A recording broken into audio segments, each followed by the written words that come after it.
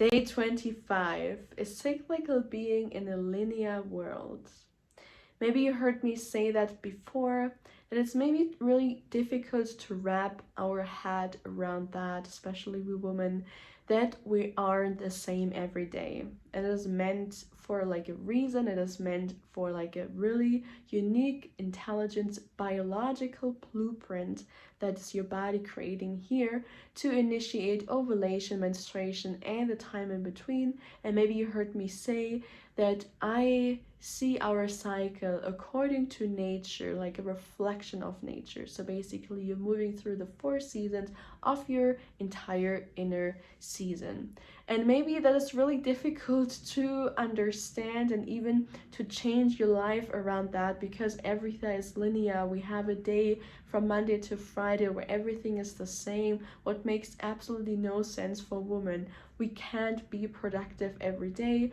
We are cyclical. Our most heightened, potent energy is the ovulation that is happening once a month in one phase of our cycle, and then our entire creativity, energy, like nutritional needs, our entire perception of life is just changing. So what I like to teach the woman here in my YouTube channel, Instagram, or one-on-one is bring awareness into your cycle, knowing where you are in your cycle to support you as much as you can. And with that, you're creating more honesty with yourself, being more, like confronting areas in your life where you haven't been, and haven't been maybe neglecting a few areas in your life. And with all of that, you're creating more confidence with yourself. You're speaking up in areas where you feel like you were afraid in the past, and you're creating more healthier patterns for yourself. With that, with the work only, like with the work not only that we do with us, we kind of create a new pathway for our next generation, for our daughters. So my big mission with the work that I'm doing here is that we're able to change the perspective of our daughters, of the women that come after us, of like also inviting men here into that being a woman is sacred, and having a sacred union with another partner is key in this world.